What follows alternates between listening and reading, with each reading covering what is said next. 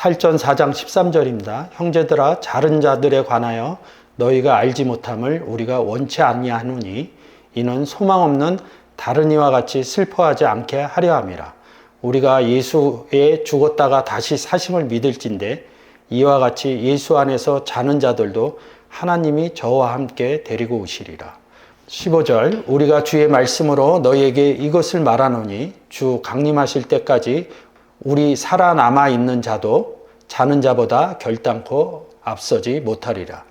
주께서 호령과 천사장의 소리와 하나님의 나팔로 친히 하늘로 쫓아 강림하시리니 그리스도 안에서 죽은 자들이 먼저 일어나고 그 후에 우리 살아남은 자도 저희와 함께 구름 속으로 끌어올려 공중에서 주를 영접하게 하시리니 그리하여 우리가 항상 주와 함께 있으리라.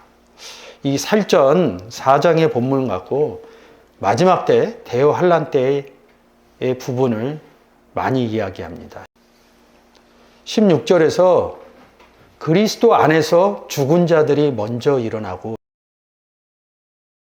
죽은 자들의 의미를 현실 속에서 믿음의 선진이 죽었다 예수 그리스도가 환란 때 구름 타고 오실 때 죽었던 모세, 엘리야 이런 사람, 믿음의 선진들을 다 데리고 온다 이런 뜻으로 얘기를 합니다. 마치 역사적으로 얘기하면 맞죠. 그런 것 같죠. 안에서 죽은 자들입니다. 먼저 일어나고 죽은 자들 할 때 네크로스 씁니다. 죽었다 이런 단어들이 여러 단어가 있어요. 근데 여기서 네크로스 쓰고요.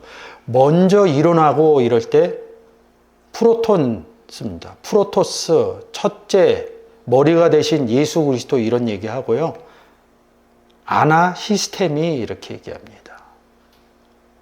스타우로스하고 아나 시스템이하고 십자가하고 연결된 단어입니다. 일어났다는 거예요. 그리스도 안에서는 믿음의 선진인 죽은 자들이 엘리야, 모세, 다윗, 아브라함 이런 사람이 있고요. 산 우리는. 그럼 우리는 어디 있어요? 이때 우리가 살았을 때 그런 일이 일어난다면 우리 지금 그리스도 안에 있다면요. 그럼 성경이 맞지가 않아요. 그냥 성경을 잘 해석하지 못하니까 남들이 이야기하는 내용으로 오는 겁니다. 우리 그리스도 안에 있잖아요. 근데 죽은 자들 이렇게 얘기를 하니까 죽었다 이런 개념에서 어디로 가요? 믿음의 선진으로 가는 거예요. 누군가 성경을 먼저 깨달았다는 사람들이 먼저 그렇게 가는 겁니다. 예수 그리스도가 없을 때 죽은 자들이 있고요. 그리스도 안에서 죽은 자들이 있습니다. 지금 이 본문은 그리스도 안에서 죽은 자들입니다. 죽었다는 것을 찾아내면 됩니다. 로마서 6장 1절입니다. 그런즉 우리가 무슨 말을 하래요? 은혜를 더하게 하려고 죄에 거하겠느냐? 우린 죄에 거할 수 없죠. 죄사함을 받았으니까. 죄에 못 거한다 이런 뜻입니다. 2절 뭐라고 했어요? 그럴 수 없느니라. 죄에 대하여 죽은 죄에 대해서 우리가 죽었대잖아요. 우리가 어찌 그 가운데 더 살려? 살전 4장 16절. 그리스도 안에서 죽은 자들이 먼저 일어나고 죄에 대하여 죽은 자들이 먼저 일어나고 이거 복음 전하는 내용이거든요. 그리스도 안에 있는 자들이 일어나서 복음을 전하면 그 후에 죄와 허물로 죽었던 너희를 살렸다 이 내용입니다. 그리스도 안에서 죄에 대해서 죽은 자들이 나가서 그리스도와 함께 예수 믿으세요 했더니 허물과 죄로 죽었던 너희들이 살아난 거예요. 그 후에 우리 살아남은 자도 저희와 함께 구름 속으로 끌려 공중에서 주를 예수 그리스도를 영접했다. 그리스도 안에서 죄에 대하여 죽은 자들이 일어났다는 겁니다. 왜 일어났어요? 복음 전하려고. 세상 가운데 나갔더니 예수 그리스도를 믿지 않는 사람들이 있어요.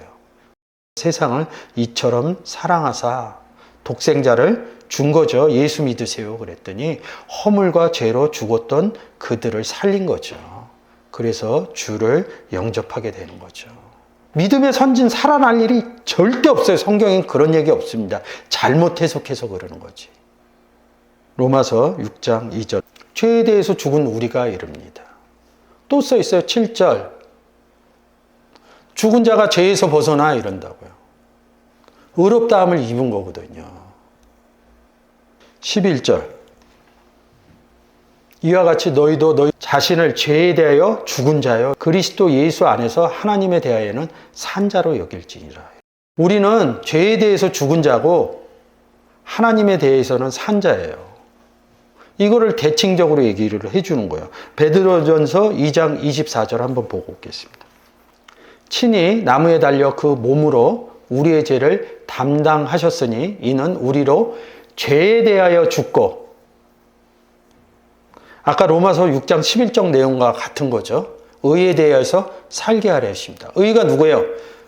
로마서 3장에서 보면 의신 예수 그리스도를 얘기를 한다고. 그래서 우리를 예수 그리스도 영접했을 때 의인이라고 그러는 거죠.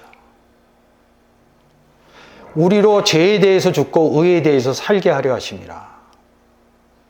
다시 로마서 6장 11절 가겠습니다. 이와 같이 너희도 너희 자신을 죄에 대하여 죽은 자여 그리스도 예수 안에서 하나님에 대하여는 산 자로 여길지라. 베드로전서 2장 24절엔 의에 대해서 살았다, 죄에 대해서 죽었다 이렇게 얘기하죠. 이런 내용을 못 봤으니까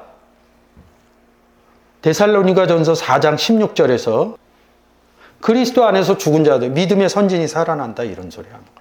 아니 하나님은 그렇게 능력이 없어요. 몇천 년이 흘렀는데 여지까지 안 살리고. 그런 내용이 아니라는 거죠. 죽은 자가 살아나면 우린 뭐 하냐고요.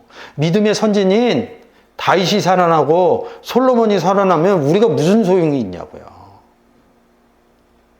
그리스도 안에서 죽은 자들이 성경적으로 안 풀어지니까 그런 겁니다.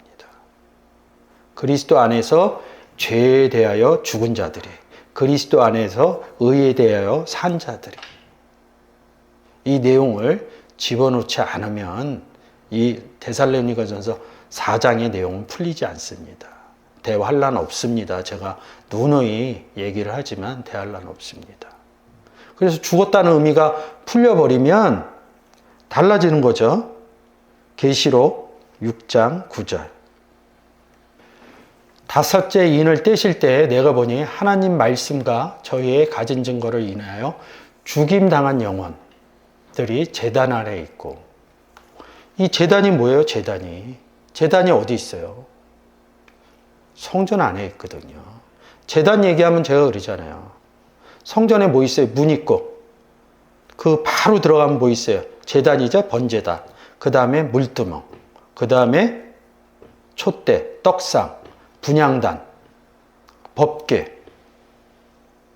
법궤를 얘기를 해도 성전이고요. 물두멍을 얘기해도 성전이고, 떡상을 얘기해도 성전이고, 분향단을 얘기해도 성전이고, 번제단을 얘기해도 성전이고, 문을 얘기해도 성전이라는 거죠. 성전과 함께 있다, 이것을 제단 아래에 있어 이런다고요. 저희의 가진 증거를 위하여, 누가 증거이신 예수 그리스도 마르티온 이렇게 얘기합니다. 뭐에 대해서 죄에 대해서 죽임당한 푸시케 이렇게 얘기한다.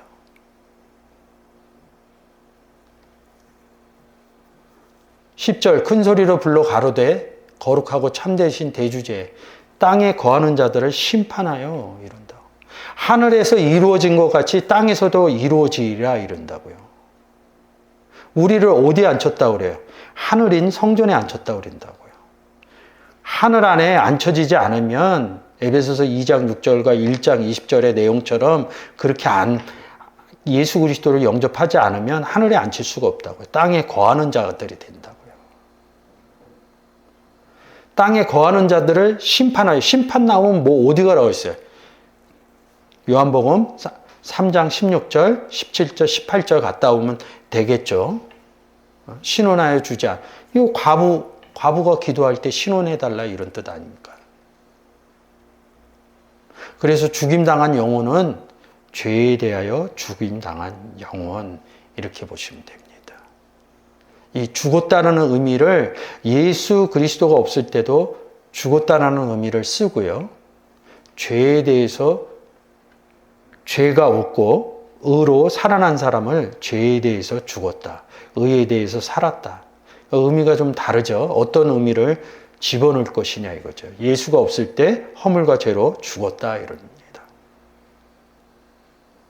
살전에서처럼 죽은 자가 살아나고 이럴 때 죄에 대해서 죽은 예수 그리스도를 영접했을 때 우리는 죄에 대해서 죽었고 의에 대해서 살았다는 이야기입니다.